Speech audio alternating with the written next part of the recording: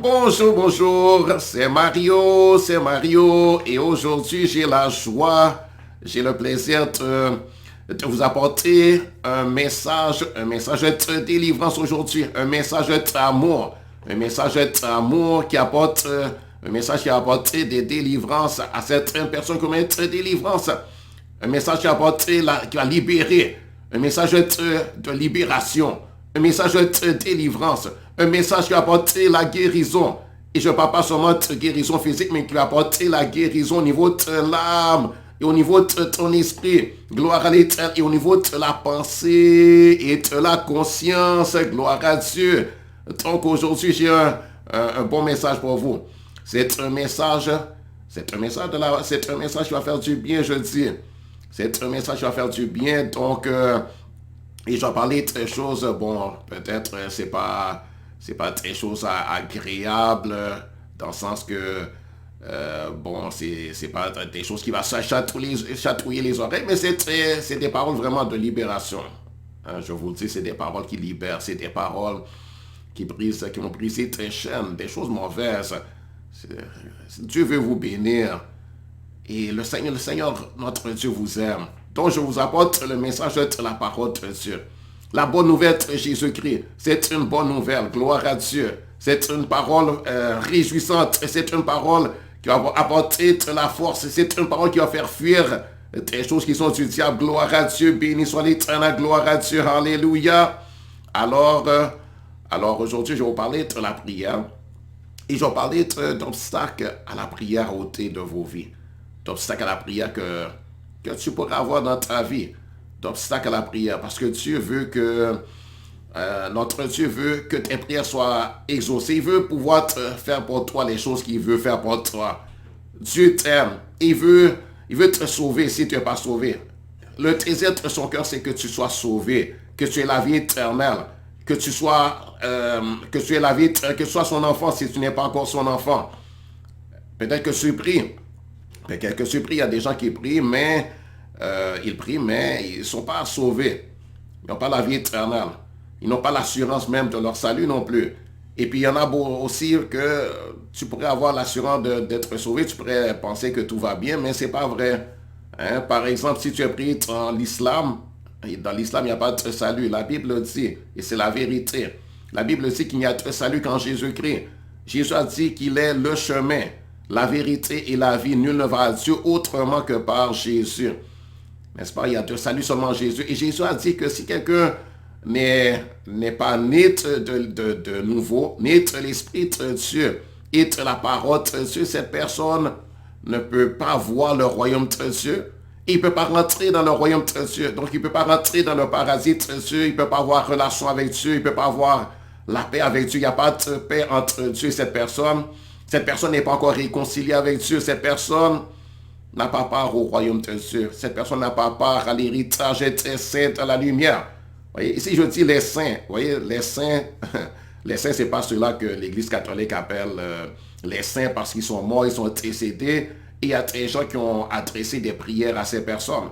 Vraiment, on n'est pas supposé adresser des prières à des personnes décédées. Peu importe combien la personne était une bonne personne quand elle était sur la terre.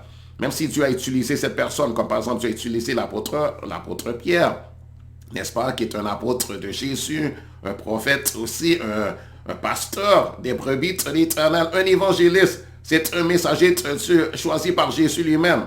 Mais maintenant qu'il est mort, il ne faut pas adresser des prières à Pierre, l'apôtre, le disciple de Jésus. Il ne faut pas non plus adresser des prières à Jean, disciple de Jésus-Christ qui a écrit, par exemple, l'évangile de Jean. Il ne faut pas lui adresser tes prières. Ce n'est pas à lui que tu dois adresser tes prières.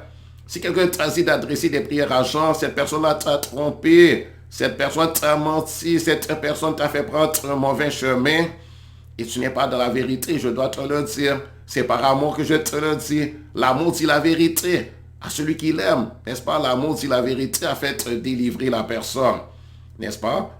Et l'amour apporte la délivrance parce qu'il te dit la vérité telle qu'elle est. N'est-ce pas? L'amour va pas... Si tu es dans l'erreur, on doit te dire tu es dans l'erreur. Donc si quelqu'un a l'habitude d'adresser des prières à des gens qui sont décédés, que ce soit un des apôtres de Jésus-Christ, comme par exemple l'apôtre Pierre, l'apôtre Jean, l'apôtre Jacques, ou bien quelconque apôtre de Jésus, ou bien prophète, ou bien si la personne adresse des prières à Marie, Mère de Jésus, ça c'est pas bon. Il ne faut pas adresser des prières à Marie, Mère de Jésus. Elle aussi l'est intercédée et c'est juste une personne humaine. C'est juste une femme, un être humain qui ne peut pas sauver ton âme et qui ne peut même pas recevoir ta prière. Hein, la prière, ça doit être adressé à Dieu. Jésus a dit que quand on prie, on doit dire notre Père qui est aux cieux. Que ton nom soit sanctifié. On doit adresser la prière à Dieu, le Père céleste, à Dieu lui-même, n'est-ce pas? Et Jésus est Dieu. Donc si tu veux dire, Seigneur, Jésus, tu adresses ta prière à Jésus, c'est bien aussi. Parce que Jésus, c'est le Père céleste. C'est Dieu lui-même qui est venu sur la terre, qui est venu nous sauver. C'est pour ça qu'on l'appelle, d'après Isaïe chapitre 9, verset 5, on appelle Jésus admirable, conseiller, Dieu puissant, Père éternel, Prince de la paix. Jésus, c'est Dieu lui-même. Gloire au Seigneur, gloire à Jésus. Jésus, c'est l'Esprit de Dieu qui a revêtu forme humaine. Gloire à Dieu, il est venu sur la terre, il est Dieu avec nous. Jésus est Dieu avec nous. Jésus est la résurrection et la vie. Gloire à Dieu. Et donc aujourd'hui, je vais parler d'obstacles à ôter à la prière, d'obstacles que tu dois ôter à ta prière. Donc, alors j'ai parlé d'obstacles. Donc, maintenant, des obstacles à ôter. Hein, d'obstacles à ôter, c'est la religiosité, n'est-ce pas? Religiosité, hypocrisie religieuse. C'est-à-dire que, bon, je vais parler de l'hypocrisie religieuse parce que peut-être il y a ce genre de choses en toi, tu ne sais même pas. Hein? Par exemple, tu fais la religion, hein, tu pratiques une religion, mais cette religion est basée sur un mensonge. Hein? C'est basé sur un mensonge, quelqu'un t'a trompé, t'a dit des mensonges. Hein? Et c'est une personne humaine à qui tu avais mis ta confiance. Tu pensais que la personne te disait la vérité, mais tu as été trompé par un faux messager. Un faux messager disant venir au nom de Dieu, mais il t'a trompé, c'est un faux messager. Il n'est pas messager de Dieu. Il n'est pas prophète de Dieu, mais il t'a dit être prophète. Il n'est pas un pasteur venant de Dieu, mais il t'a dit être un apôtre ou bien pasteur. N'est-ce pas? Il t'a dit être envoyé de Dieu. Comme par exemple, c'est le cas... Enfin, il y en a beaucoup, hein? Il y en a beaucoup de gens comme ça, n'est-ce pas? Il y en a qui ont bâti de grandes religions, n'est-ce pas? Mais Dieu n'est pas intéressé à la religion. Hein? Ils ont bâti de grandes religions comme l'islam, par exemple. Hein? Comme le bouddhisme, par exemple. Hein? Le monsieur qui s'appelle Bouddha et qui disait être quelqu'un qui est illuminé. Il disait que lui, il connaît la vérité. N'est-ce pas? Et il te disait qu'il va t'amener dans la voie du bonheur éternel. Mais il était dans l'erreur, ce monsieur-là. Il était trompé. Il était séduit par le diable. Bouddha et le bouddhisme, ça ne vient pas de Dieu. C'est une hypocrisie religieuse. C'est un mensonge. C'est une tromperie. C'est une fausseté. C'est la religiosité morte. C'est quelque chose qui amène loin de Dieu. Le vrai Dieu ne peut pas t'écouter et le vrai Dieu ne peut pas répondre à ta prière. Et à la fin de ta vie, si tu restes dans le bouddhisme, tu vas périr, tu vas te retrouver dans la prison de Dieu, dans le lieu de perdition. Tu ne seras pas reçu de Dieu. Donc, il ne faut pas adresser des prières à Bouddha. N'est-ce pas? Il ne faut pas adresser des prières, bien sûr, à des faux, basées sur les paroles de gens qui t'ont trompé. N'est-ce pas? Donc j'entends parler parce qu'il y a des fausses religions et il faut sortir de ça. Il faut les renier, il faut les rejeter. N'est-ce pas? Comme par exemple, l'islam, n'est-ce pas? Donc, si tu es dans l'islam, si tu as cru les mensonges de l'islam, sorte là. Si tu as cru le bouddhisme, sorte là, reconnais que c'est faux. Rejette entièrement ce qui vient de cela. De l'hindouisme, le taoïsme, le shintoïsme, le confucianisme, la théosophie, Urantia, etc. Et il y a très fausses églises aussi. Il y a très fausses églises, comme par exemple, la fausse église est très mormon. Il faut sortir de cela. C'est faux. Donc, donc, si quelque chose ne vient pas de la Bible, de la parole de Dieu, tu vois que ce n'est pas basé sur la parole de Dieu qui est la Bible. N'est-ce pas? Le livre que Dieu nous a donné, c'est la Bible. C'est ça les saintes écritures. C'est ça le livre de la parole de Dieu. Le livre de la révélation de Dieu. Le livre dans lequel Dieu se présente à toi. Il se présente à l'humanité. Il se présente à la famille humaine, à la race humaine. Si ça vient pas, si c'est pas basé sur la Bible, si tu lis tes paroles et c'est vraiment contraire à ce que la Bible te dit, c'est en contradiction, n'est-ce pas? Eh bien, sache que tu as été trompé, quelqu'un t'a menti. Il faut rejeter ça, n'est-ce pas? Sont dit des choses qui sont contraires à la Bible, aux enseignements de la Bible. Et je te dis, je te garantis que ce qui est écrit dans la Bible, c'est la parole de Dieu, c'est la vérité. C'est vrai, c'est pur, c'est authentique, c'est bon. Et moi, j'ai basé ma vie sur ça. Et j'ai prié au Dieu de la Bible, il m'a répondu. Il s'est révélé à moi. Et j'ai une relation personnelle et intime avec lui. Hein? Voyez, Dieu n'est pas un Dieu de religiosité. Le Dieu de la Bible, le vrai Dieu n'est pas un Dieu de religiosité. C'est pas un Dieu de rite. Il n'est pas intéressé à tes rites, n'est-ce pas? À tes rites, en train de faire tes rites. Il est intéressé à la relation avec lui. Et la relation basée sur la vérité. Jésus a dit que Dieu cherche de vrais adorateurs qui attendent en esprit et en vérité. On doit adorer Dieu en esprit et en vérité. Hein? On doit adorer Dieu dans la vérité de l'évangile de Jésus-Christ. Mais si on attend Dieu basé sur des faussetés qu'un homme nous a amenées, eh bien, ça va pas bien aller pour nous. N'est-ce pas? On n'aura pas la paix avec Dieu, on n'aura pas la délivrance, on n'aura pas la guérison, on n'aura pas part à l'héritage des saints, la lumière, on n'aura pas part à toutes les bonnes choses que Dieu a pour nous. Et Dieu nous a tellement aimés qu'il a donné son Fils unique, Jésus, afin que quiconque croit en lui, c'est-à-dire en Jésus, ne périsse pas, mais qu'il ait la vie éternelle. Gloire à Dieu, béni soit l'Éternel, gloire à Dieu, alléluia. Donc, alors, premièrement, je veux dire que la vérité se trouve seulement en Jésus-Christ. Hein? Jésus est le chemin, la vérité, la vie. Nul ne peut aller au Père Céleste, c'est-à-dire à Dieu. Aller à Dieu, c'est-à-dire avoir une relation avec Dieu, avoir intimité avec Dieu, être accepté de Dieu, être justifié devant Dieu, être pardonné de nos péchés, n'est-ce pas? Avoir la vie éternelle. La vie éternelle, c'est que tu as la vie de Dieu, tu as la vie heureuse que Dieu donne, la vie de qualité, gloire à Dieu, la vie en relation avec Dieu, en intimité avec Dieu, la vie, une vie, comment dire, de bénédiction, pas une vie de malédiction, pas une vie malheureuse être dans un lieu de tourment. Mais dans le paradis de Dieu, dans la présence de Dieu, gloire à Dieu, béni soit l'Éternel, c'est ça que Dieu veut pour toi. Et ça se trouve seulement en Jésus-Christ. Ça se trouve seulement en Jésus. Hein? Gloire à Dieu. Et le salut, c'est par grâce. C'est par grâce et la faveur de Dieu. C'est pas par les bonnes œuvres. C'est pas par la religiosité. C'est pas en allumant tes bougies que tu auras le pardon des péchés. Hein? N'est-ce pas? C'est pas en faisant le rosaire. Hein? Il ne faut pas faire de rosaire, etc. Le rosaire, c'est égrener des choses et puis faire des prières répétitives. C'est pas comme ça. Non, non, non. Non, non, non. C'est simplement de mettre ta confiance dans ce que Jésus a fait pour toi, la croix, dans son sacrifice expiatoire, dans le sacrifice qu'il a fait. Il a versé son sang pour que tu puisses être pardonné de tes péchés. Crois que Jésus, c'est le sauveur du monde. C'est le Fils de Dieu, qu'il est mort et qu'il est ressuscité d'entre les morts. Crois que Jésus, c'est le sauveur du monde. Crois que Jésus, c'est celui qui est venu pour te sauver. Et qu'il était sans péché, qu'il était sans tâche, sans immoralité. Il n'y a pas de péché en lui, pas d'iniquité, pas de mauvaise pensée. Il n'a jamais péché, il est très pur, il est très saint, il est très parfait. D'ailleurs, Jésus, c'est Dieu lui-même qui a pris forme humaine. C'est pour ça qu'il est né d'une naissance surnaturelle.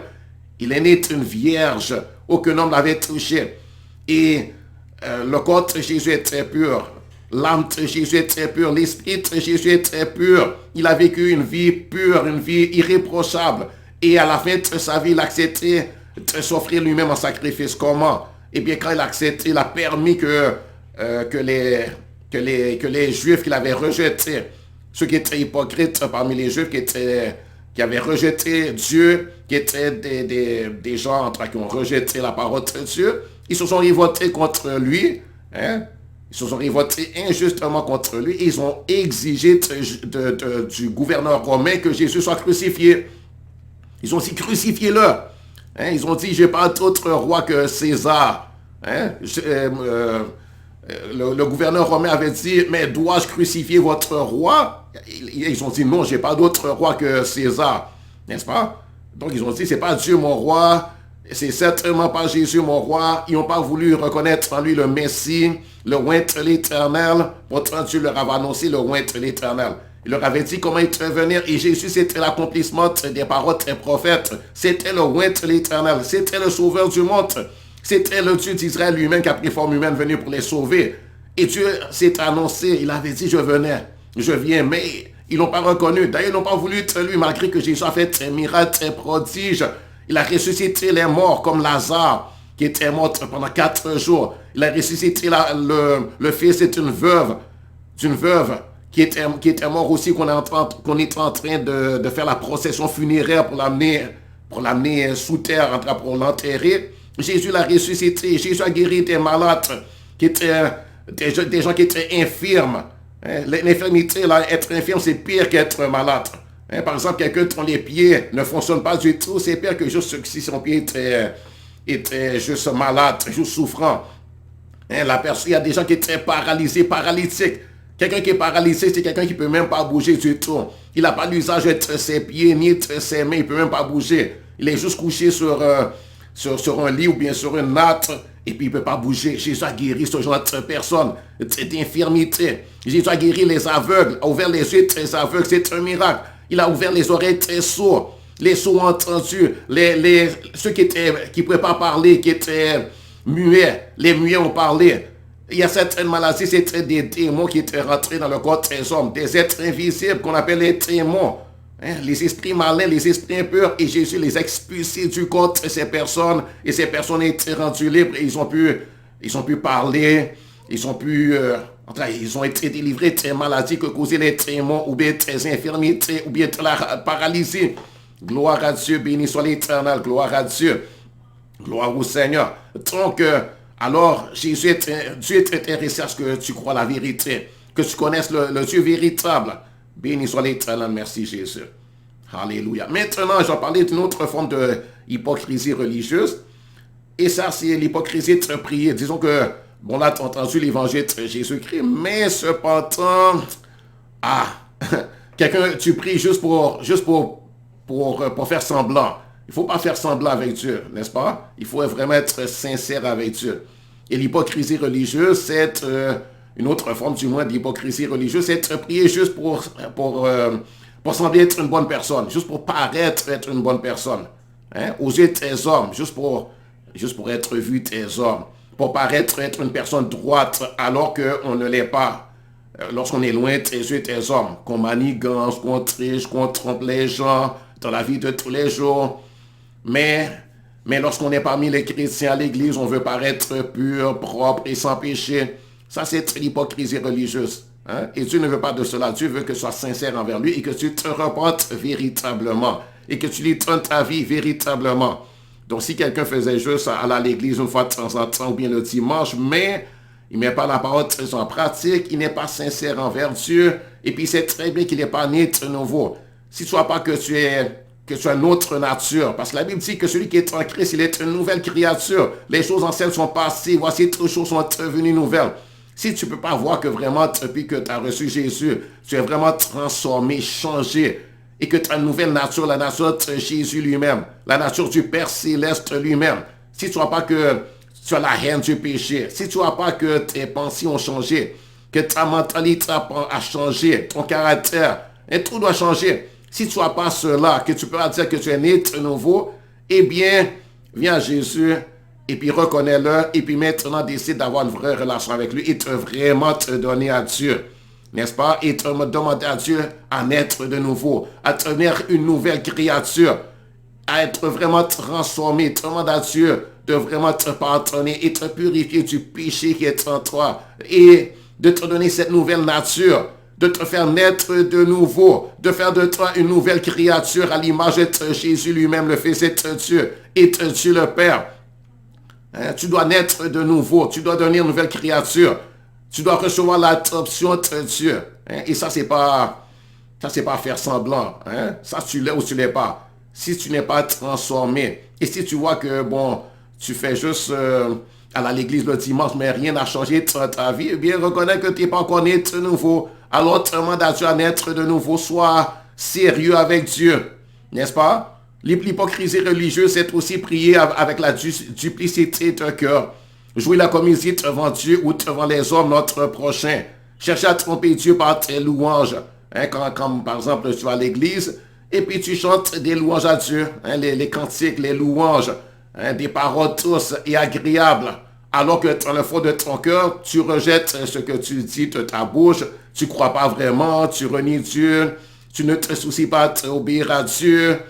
Que tu n'as pas la crainte respectueuse pour lui, hein, qui te pousserait à la repentance et qui t'amènerait à vraiment te soumettre à Dieu, hein, à garder ses commandements dans la vie de tous les jours, à pratiquer la justice, à vivre une vie sainte et pure et agréable à Dieu, à fuir la débauche et les immoralités, fuir les drogues et la toxicomanie, hein, les jeux de loterie, le gambling, fuir ce genre de choses, fuir le sexe impur et les péchés sexuels de toutes sortes. S'il n'y a pas ça, eh bien, reconnais que tu n'es pas encore né de nouveau, que tu n'es pas dans le droit chemin encore et que tu n'es pas prêt pour le ciel, tu n'es pas prêt à rencontrer ton Dieu, que si jamais tu mourrais aujourd'hui, tu n'irais pas au ciel. Et puis, décide aujourd'hui de régler la chose devant Dieu. Essaie d'être sérieux et sincère aujourd'hui, sincère avec Dieu maintenant. Hein, repens-toi véritablement. Hein, demande vraiment prendre une ferme décision. Hein? C'est sérieux la chose, n'est-ce pas? Tu ne sais pas quand tu mourras. Tu peux mourir n'importe quand. La mort peut venir n'importe quand. La mort peut te saisir n'importe quand.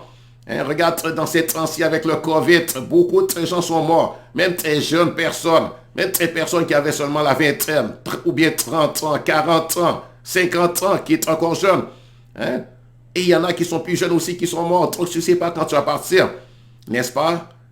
N'est-ce pas? Donc, et aussi, ne compte pas sur le fait, par exemple, que que tu as fait la confirmation, que tu as été baptisé quand tu étais bébé. Hein? Le baptême des bébés, c'est même pas le vrai baptême. Ça vaut rien, ça. Devant Dieu, je dois te dire, ça vaut rien. Hein?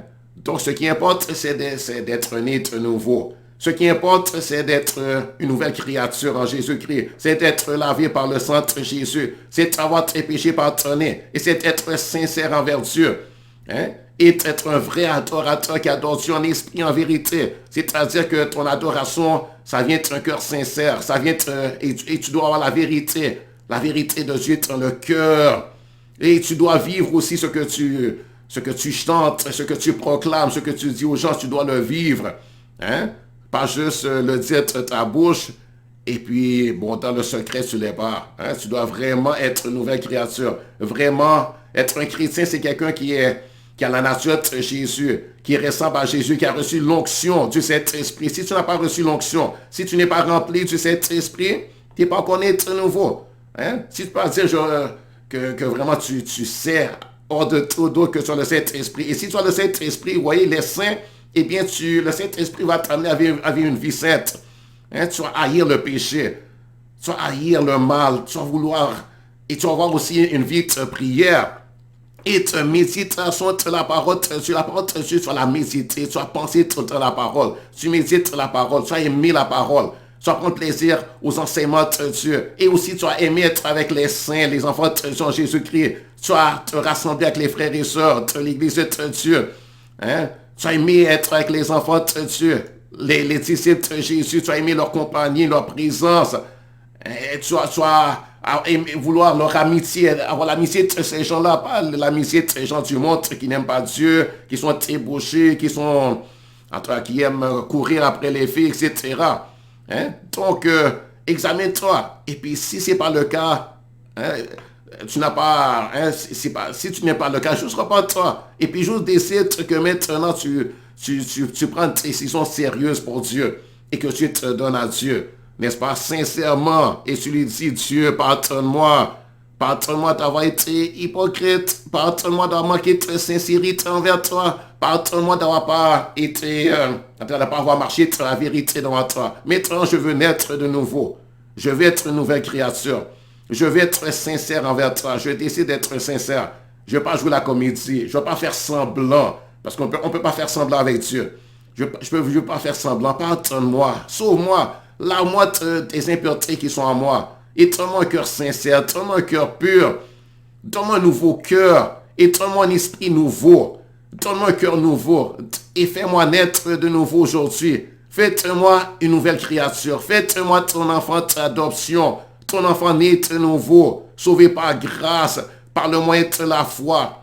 Je vais essayer de mettre ma confiance en toi. Je vais essayer de te servir. Je vais essayer de te servir. Je vais essayer de faire ta volonté. Je vais essayer de t'obéir.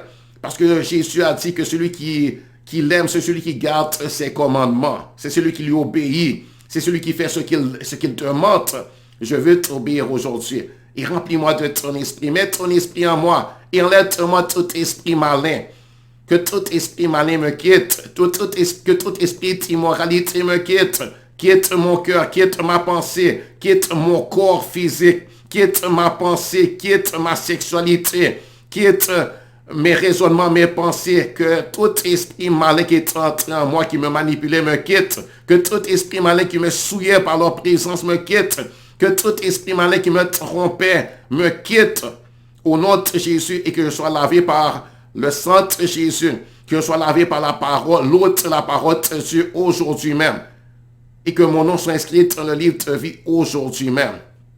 Gloire à Dieu. Si tu as fait cette prière, eh bien, sache que il y a le pardon pour toi. Ainsi, j'étais un peu vite, n'est-ce pas? Juste retourne un peu dans la prière que je viens dans laquelle je viens de t'amener, et puis fais cette prière devant Dieu, mais avec un cœur sincère, pas juste pour répéter. Dieu n'est pas intéressé à quelqu'un qui fait répétition des paroles de quelqu'un d'autre, ou bien des prières de quelqu'un d'autre.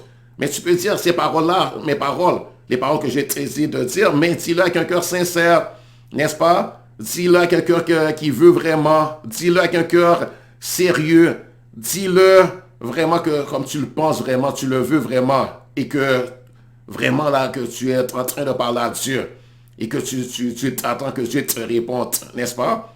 Et il le fera, hein? Dieu sait tout, il connaît tout, il comprend tout, il voit tout, n'est-ce pas?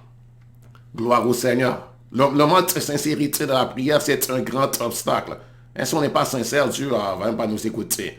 Hein? Le mode de sincérité de la prière, c'est de prier juste pour être vu des hommes, juste pour paraître pieux, pour paraître spirituel, juste pour les apparences, afin de tirer avantage auprès d'un homme. Par exemple, un jeune homme, par exemple, qui pour plaire à une jeune femme, il a marié, ferait très prière, n'est-ce pas? Il irait même dans l'assemblée de l'église parce que la fille est belle, elle est belle, elle est belle. Et il veut que la fille pense que lui aussi il a la même foi qu'elle, la même croyance, n'est-ce pas? Et que lui aussi c'est un disciple de Jésus. Hein? Que lui aussi c'est un disciple de Jésus, un de ceux qui marchent avec Jésus, un de ceux qui croient en Jésus alors que c'est faux. Ça c'est manquer de sincérité. À contre là, en fait, on appelle ça être hypocrite. Il ne faut pas faire ça. N'est-ce pas?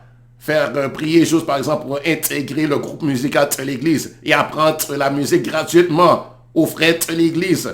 Hein? Ou pour chanter dans la chorale de l'église et pour recevoir les éloges des gens. Pour qu'on dise, oh, qu'il chante bien.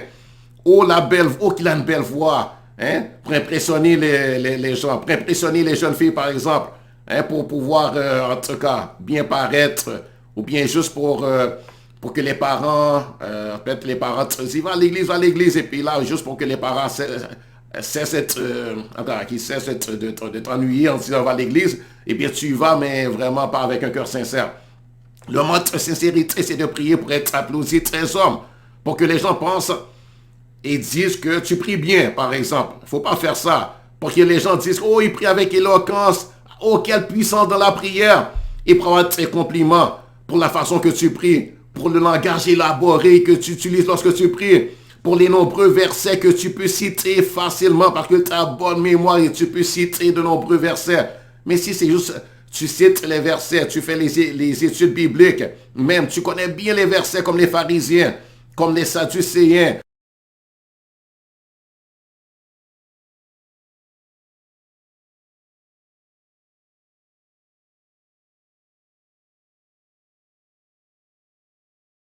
il faut pas faire ça. Il faut se repentir. Il ne faut pas leur ressembler. Le mode de sincérité, comme je disais, c'est de prier pour avoir tes éloges.